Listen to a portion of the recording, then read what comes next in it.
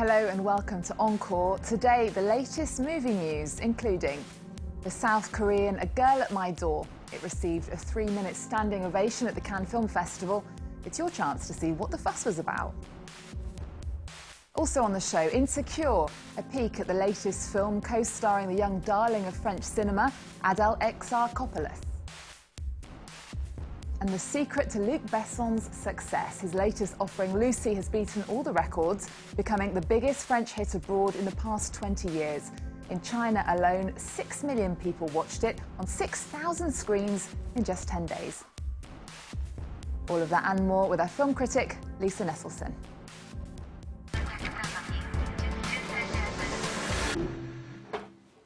Hello, Lisa. Hello, Eve. Now, we're going to start with a new film from Korea called A Girl at My Door, a wonderful first film.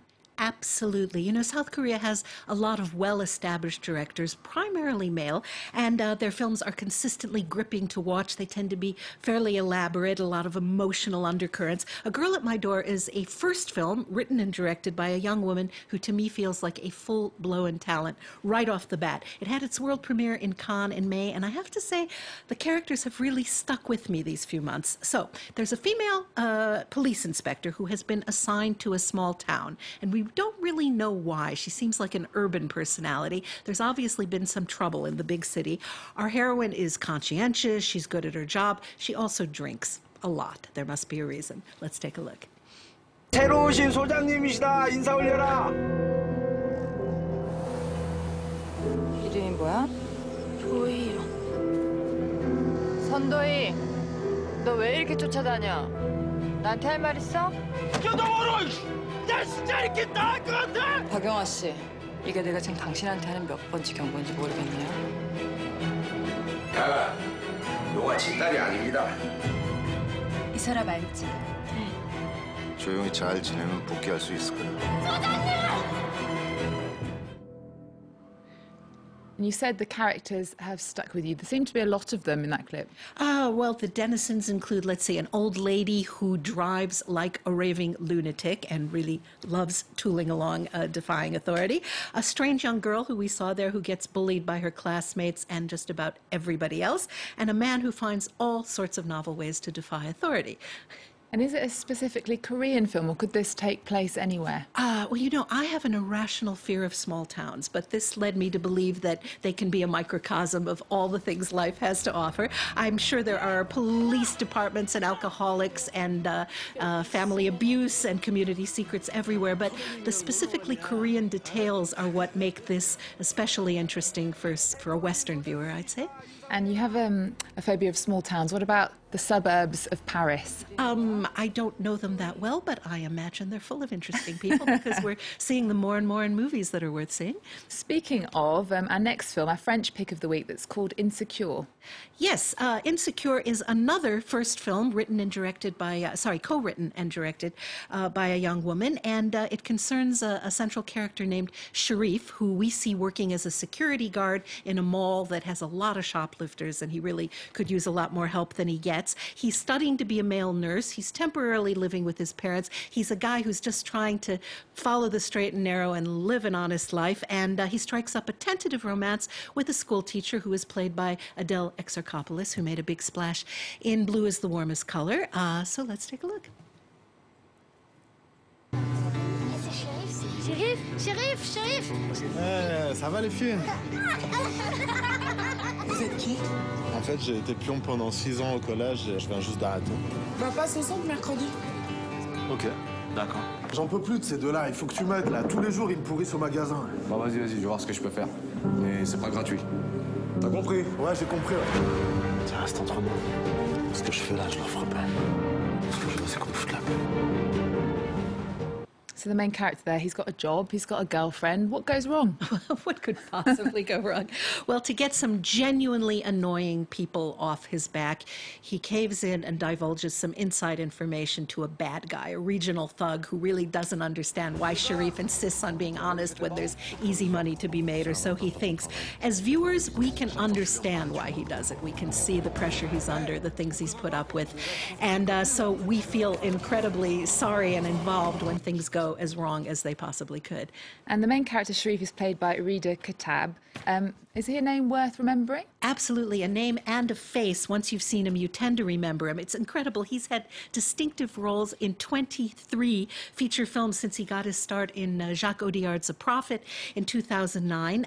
You may recognize him as the detainee who undergoes horrific interrogation techniques, most of us would say torture, in Zero Dark 30. And he also has a role in Ryan Gosling's directing debut, Lost River, we'll be seeing eventually. And coming to the studio today, I noticed he's on the cover of Télérama, the biggest circulation television magazine in France. So yes, remember Reda Kateb. Definitely one to watch. Well, now to a film by a director that's referred to in Variety magazine as one of the most perceptive and personal directors working in American cinema today, Ira Sachs. The film is called Love is Strange. Good title? Love is Strange is an excellent title for what goes on in the film. It concerns two older gentlemen, George, played by Alfred Molina, and Ben, played by John Lithgow, and they have lived together for 39 years. And the film starts on the day of their wedding in Manhattan, and they are finally going to tie the knot, and as soon as they tie the knot, for various reasons, their lives start to unravel.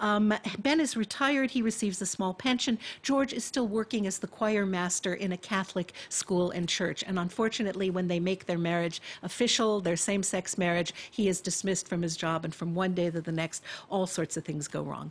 Let's take a look.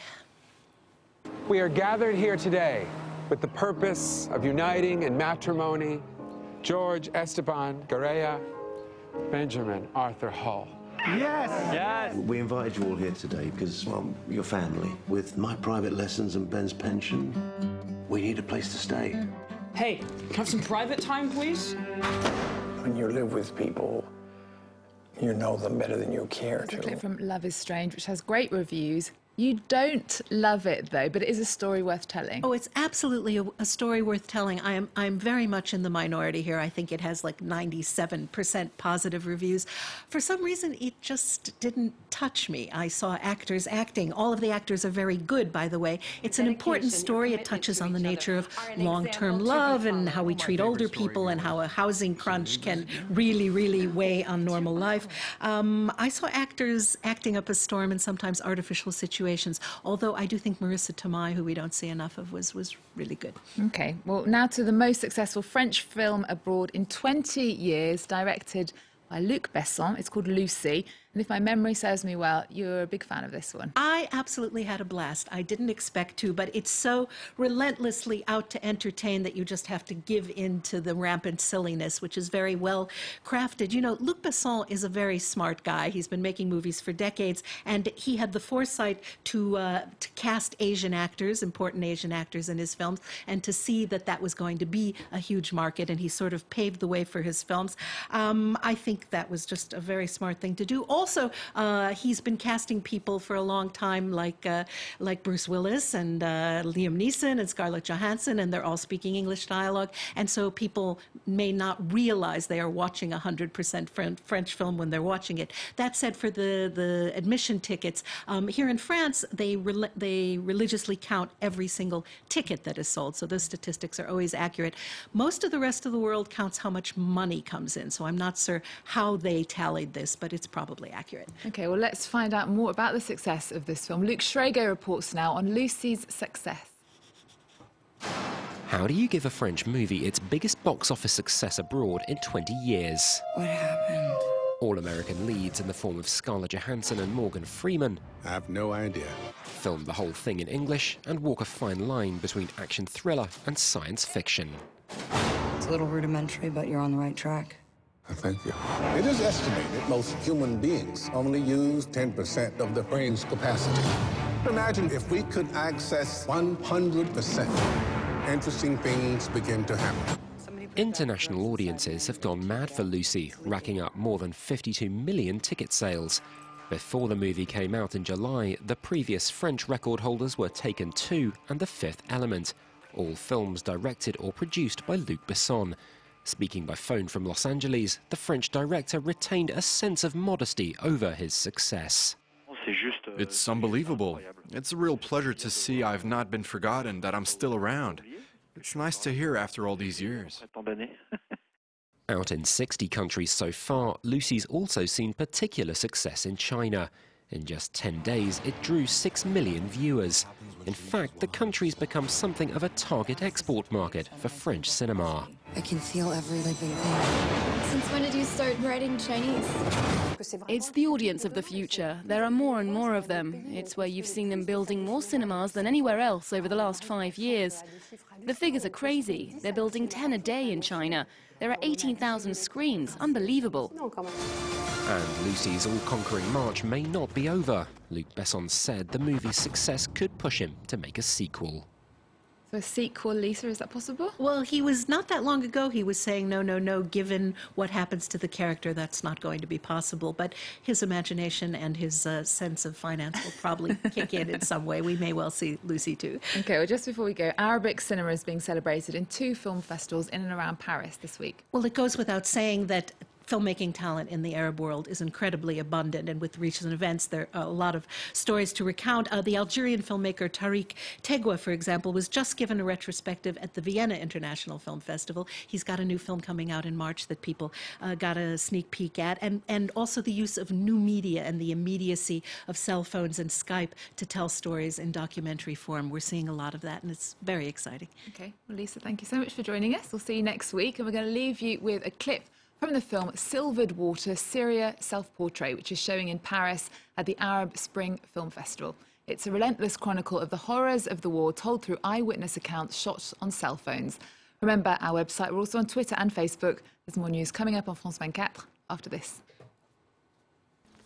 كل ما قد تراه لم يعد هو.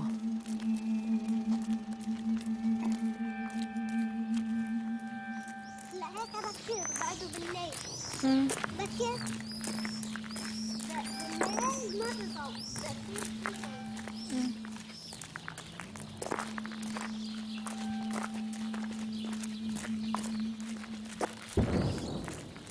70%.